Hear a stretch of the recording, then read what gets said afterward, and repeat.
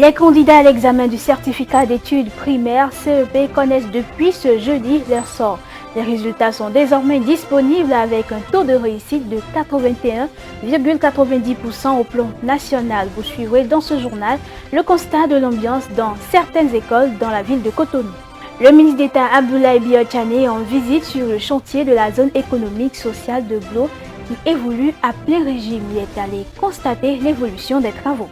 Et sur le plan international, nouveau rassemblement à Dakar. Plusieurs Sénégalais dans les rues expriment à nouveau leur mécontentement face à la situation politique dans le pays. Ils étaient très nombreux à répondre à cette sollicitation de l'opposition armée de casseroles et de klaxons.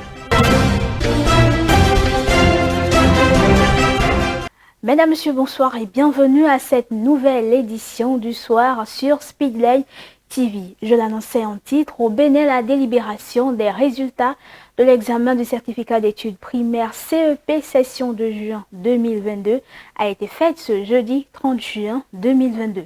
Le taux national d'admissibilité est de 81,90%. Au lendemain de cette délibération, une équipe de la rédaction de Speedline TV est allée faire le constat de l'ambiance qui prévaut dans certaines écoles dans la ville de Cotonou.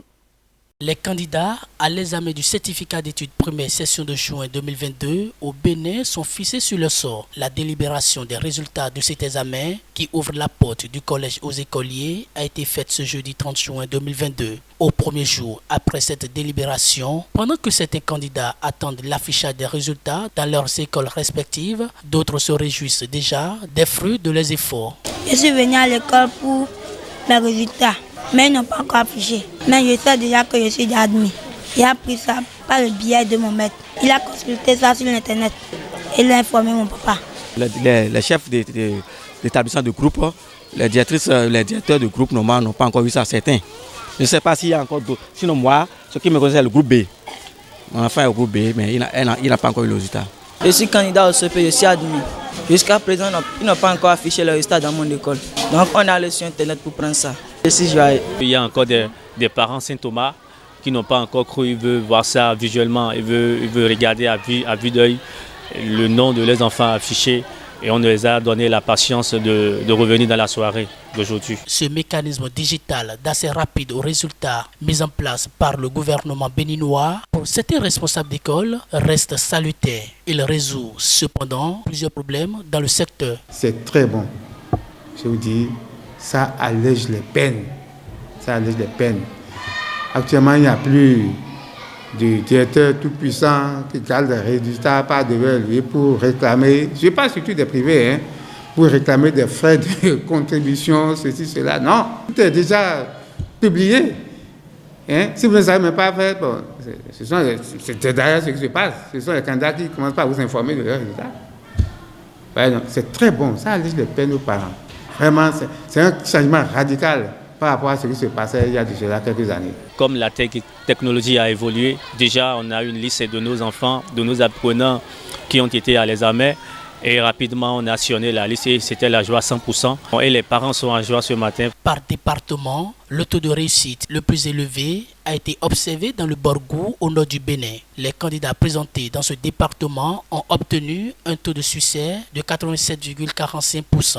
Le littoral, quant à lui, occupe la 6e place avec un taux de 84,14%. Une chute par rapport à l'année écoulée. Vous savez, chaque année avec ces choses-là, donc cette année-ci, c'est ce qui est arrivé au département du littoral. Je pense que l'année prochaine, ils vont rehausser le niveau et puis ça ira. Les autorités prennent toujours des dispositions. Lorsque ça ne marche pas bien dans certains départements, elles essayent de faire des ajustements. Est-ce que vous voyez maintenant? Et dans les mutations, ils essayent d'agir pour avoir quand même de très bons résultats. C'est un facteur déterminant. Mais il n'y a pas de mauvais élèves, il n'y a que de mauvais enseignants. Si là-bas, le gouvernement a consenti assez d'efforts en ce qui concerne la formation des enseignants, l'encadrement des enseignants, disons, le contrôle, le suivi, à cause des déficits qu'ils ont constatés, mais ça va porter de fruits. Ça, là, c'est évident. Peut-être qu'ils auraient constaté que, bon, au sud d'ici, dans le littoral, ils sont toujours premiers, donc les enseignants qui sont là sont un peu conscients et il y a un peu de relâchement, ce qui n'existe pas avec l'être humain. Nous sommes perfectibles. Donc c'est surtout ce côté-là que moi j'attaque. Et c'est le département du Koufo qui ferme la Manche avec 53,04% de taux de réussite. Selon les statistiques, le taux d'admissibilité globale est de 81,90%, un taux légèrement en deçà de celui de ces 2 dernières années. En 2021, le taux d'admissibilité était établi à 82,67%. En 2020, 84,70% de taux avaient été enregistrés. C'était à l'instant un reportage de Romaric Doussa et de Mathieu Soso. Une délégation de l'Union africaine au Bénin, une mission qui intervient en prélude à la 11e session du dialogue de haut niveau sur la démocratie, la gouvernance, les droits de l'homme et les élections. Les précurseurs de l'Union africaine viennent donc pour en peaufiner les préparatifs au Bénin. Après leur entretien avec le ministre des Affaires étrangères, en voici les échos. Nous sommes venus rencontrer le ministre pour échanger avec lui, offrir à ce que le Bénin puisse abriter la 11e session du dialogue de haut niveau que nous organisons chaque année au niveau de l'Union africaine sur la démocratie, la gouvernance, les droits de l'homme, les élections. Cette session est toute particulière en ce que nous reprenons avec les réunions physiques. Nous étions obligés de tenir des sessions virtuelles à cause de la Covid-19. Donc maintenant, nous reprenons avec les réunions physiques et nous avions estimé que le Bénin était donc le pays idéal pour abriter cette session, vu la thématique de cette session 2022 qui est consacrée au changement anticonstitutionnel au gouvernement. Il était donc nécessaire que nous puissions rencontrer les autorités, que nous puissions échanger avec les autorités. Et nous sommes très très satisfaits de ce que les autorités béninoises ont exprimé toute la disponibilité, la volonté de pouvoir abriter cette réunion et de créer les conditions de sa parfaite réussite. Et donc pour nous, c'est une opportunité que je voudrais saisir ici pour remercier les hautes autorités béninoises pour cette marque de disponibilité. Et nous allons donc travailler ensemble à la réalisation de ce qui devient aujourd'hui un projet commun. Donc pour que d'ici le mois de novembre, nous puissions avoir une session qui soit des plus réussies et appréciée de tout le monde. Également annoncé en titre, le chantier de la zone économique spéciale de Glo évolue à plein régime. Les travaux de la première phase de ce projet du gouvernement sont entièrement achevés.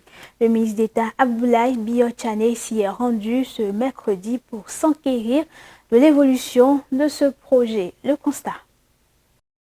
Fidèle à un engagement qu'il a pris de suivre avec la direction générale de la CIPI Bénin et le directeur général de l'APS, l'évolution des travaux de la zone économique spéciale de Glodjibé, le ministre d'État en charge du développement était une fois encore sur le chantier.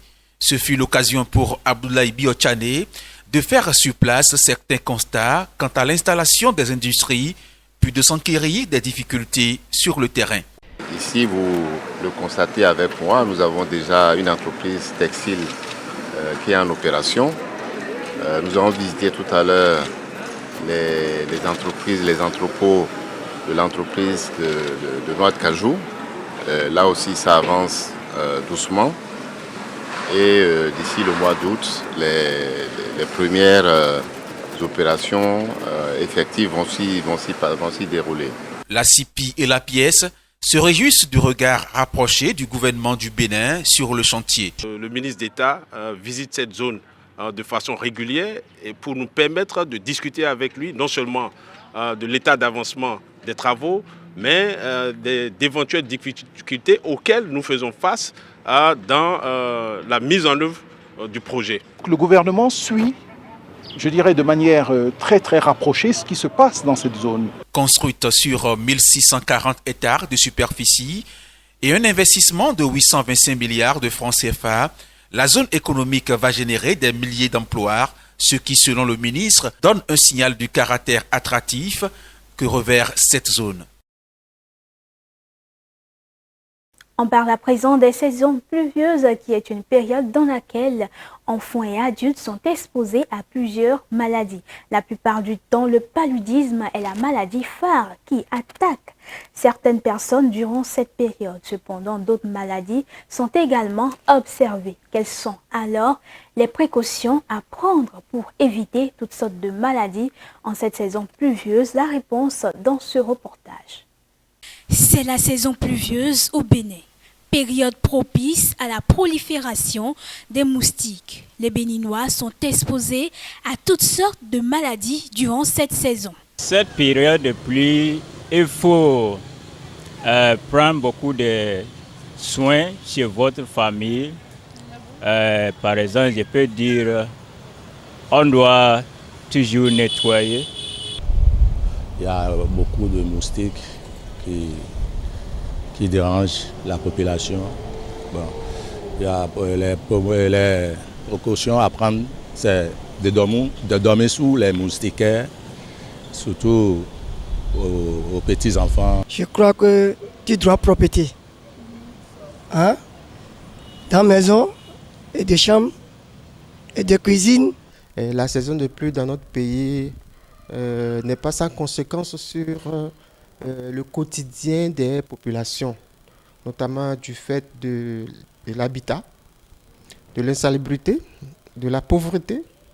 Il y a tellement de facteurs qui font que lorsque nous rentrons dans la période de pluie, les conséquences, surtout lorsque cette pluie elle est abondante, les conséquences sont néfastes pour la population. Le premier problème de santé que nous avons dans notre pays, c'est surtout le problème de paludisme.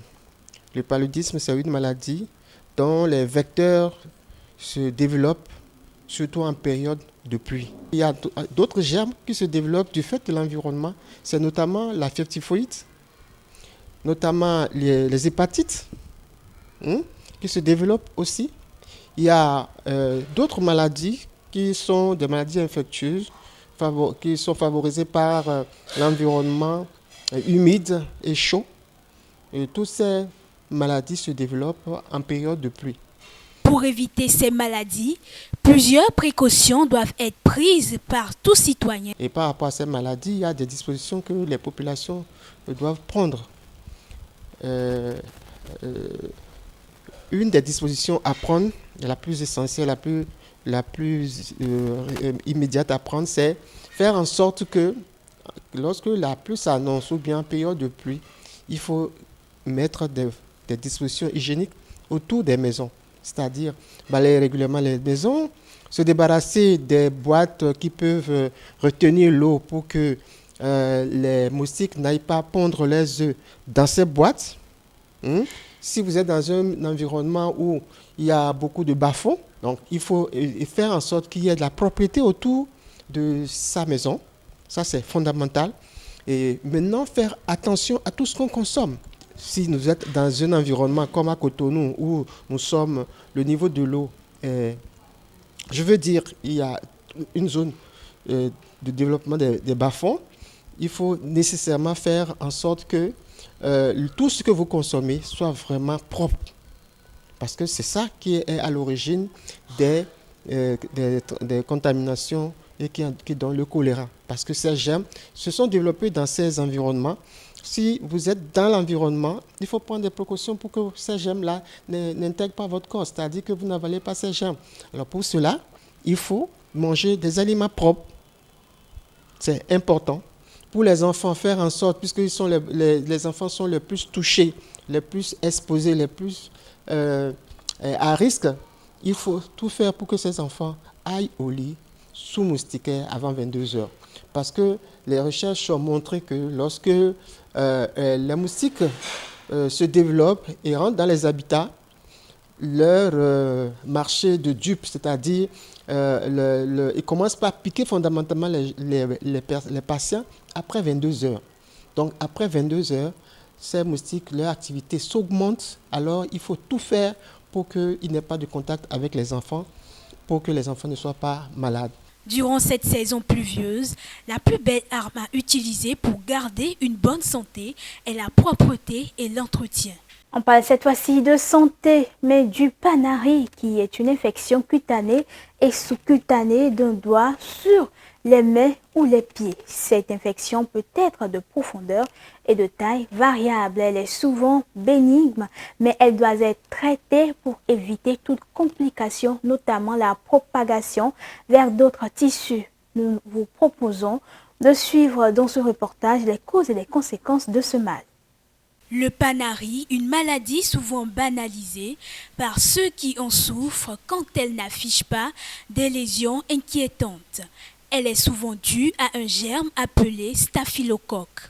Panari, c'est une inflammation des doigts, des orteils, due à un germe appelé staphylocoque et qui, lorsque vous êtes en contact avec ce germe, certainement, ce germe se promène dans la nature. Certainement parce que vous avez fait usage d'un matériel souillé ou que vous avez mis vos doigts dans du sable au cours du jardinage. En tout cas, que vous avez été en contact avec ce germe qui vous a pénétré parce que vous avez une blessure à la main. Une petite blessure, fût-elle, peut être favorable à cette infection. Souvent, lorsque ça commence, il n'y a pas de fièvre. Vous avez tout seulement une rougeur au bout des doigts. C'est souvent les doigts, rarement les orteils, parce que les orteils aussi font cette maladie-là. Donc, au bout des doigts, vous avez donc une inflammation. Une inflammation, ça veut dire une rougeur, des enflures et des douleurs. Cette maladie est un véritable danger pour les diabétiques. Quand elle s'aggrave, elle peut même conduire à l'amputation du doigt touché. Ça peut s'aggraver parce que lorsque l'inflammation n'est pas bien traitée et que le germe se développe, ça ronge votre doigt. Ça peut aller jusqu'à l'amputation des doigts. Et surtout, si vous êtes une personne qui fait par exemple le diabète, c'est très dangereux. C'est pour cela que le panari, il ne faut pas banaliser. Surtout quand vous vous connaissez diabétique, il ne faut pas banaliser toute plaie, toute enflure, toute inflammation des cutanées. Le traitement, souvent, c'est simple. Il suffit de plonger dans les 48 heures. Lorsque vous constatez tout de suite, vous pouvez plonger votre main dans de l'eau chaude salée. Ça peut tuer facilement le germe. Et si vous arrivez à tuer le germe, ça finit en 48 heures. Les manifestations, c'est-à-dire l'enflure, la douleur, diminuent dans les 48 heures.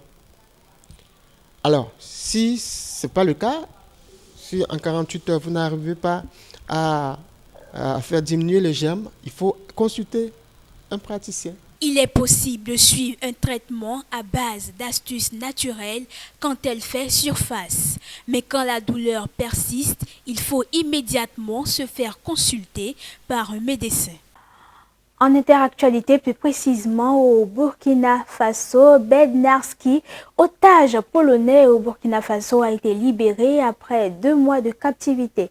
Il a été enlevé le 27 avril 2022 à Sakouani, dans la région de l'Est du pays. Sa libération a été annoncée par le ministre burkinabé de la communication, Madame Valérie Kaboré, lors d'un point de presse après l'hebdomadaire Conseil des ministres.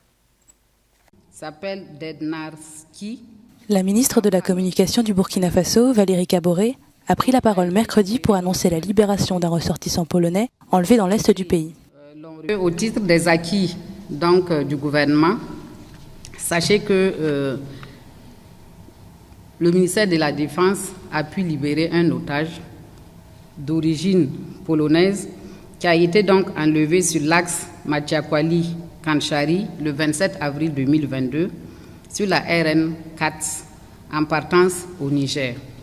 Donc le 28 juin, une cérémonie de remise de l'otage a été organisée donc par le ministère, les autorités chargées de la question. Il a été donc remis officiellement aux autorités polonaises qui ont envoyé une délégation au Burkina. L'enlèvement de ce ressortissant polonais n'avait pas été communiqué par les autorités burkinabées et les conditions de sa libération n'ont pas été explicitées. Plusieurs prises d'otages étrangers ont eu lieu ces dernières années au Burkina Faso, confronté depuis 2015 à des attaques djihadistes. Le jeudi 29 juin 2022, de nombreux Sénégalais sont descendus dans les rues de Dakar armés de casseroles et de klaxons. Ils ont répondu à un nouvel appel de l'opposition à faire du bruit pour dénoncer le pouvoir en place. La tension va croissant au Sénégal après l'invalidation par le Conseil constitutionnel d'une liste nationale de candidats de coalition d'opposition Yewwi Askan Wi. Au Sénégal, mercredi, l'opposition avait renoncé à ses manifestations contre le pouvoir et annoncé qu'elle participerait finalement aux élections législatives du 31 juillet. 24 heures plus tard, elle a quand même appelé les Sénégalais à faire du bruit dans les rues pour dire à nouveau leur mécontentement face à la situation politique dans le pays. Ce jeudi, ils étaient très nombreux à répondre à cet appel, armés de casseroles et de klaxons. Le concert de casseroles là, les Sénégalais sont fatigués quoi. Sur le régime de Macky Sall là. Bon, nous avons besoin de manifester notre colère. Bon, quand ils nous ont interdit dans les rues, bon, c'est un autre moyen de s'exprimer. Aujourd'hui, la démocratie au Sénégal est en berne. Et si on continue comme ça, ça ne va pas aller. Parce que la démocratie, c'est le peuple qui s'exprime. C'est la liberté d'expression, c'est ça la démocratie. Mais si on empêche le peuple de s'exprimer, ça c'est une dictature. Voilà. Aujourd'hui, on a vu des députés, des maires qu'on enferme gratuitement. La tension va croissant au Sénégal après l'invalidation par le Conseil constitutionnel d'une liste nationale de candidats de la coalition d'opposition Yewwi Askan Wi. Une invalidation qui élimine de la course le chef de file de l'opposition, Ousmane Sonko, et un certain nombre d'adversaires du président Macky Sall. L'opposition dénonce un stratagème de la présidence pour écarter ses adversaires.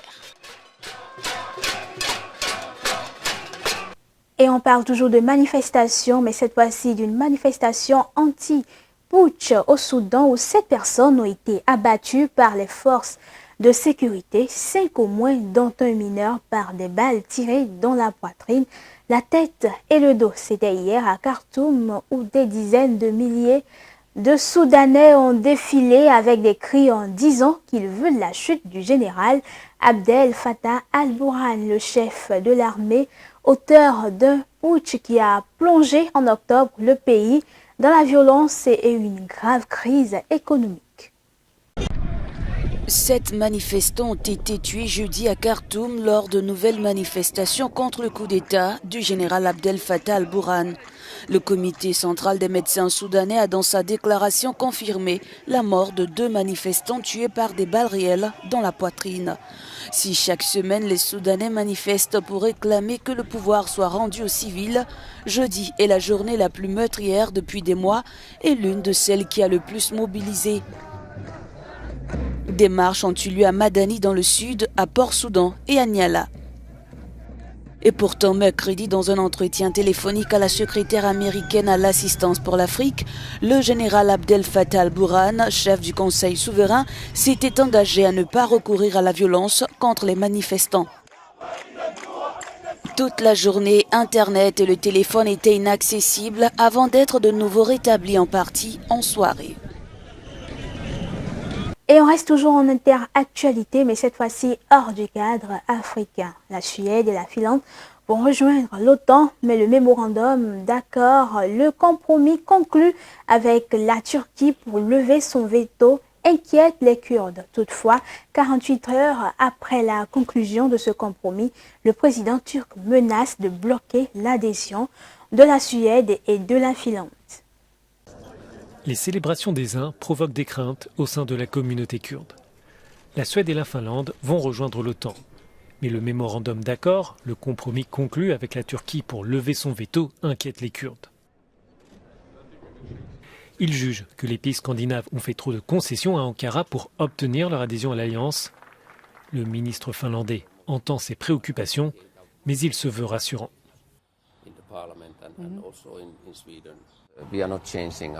Nous ne changerons pas notre législation en Finlande.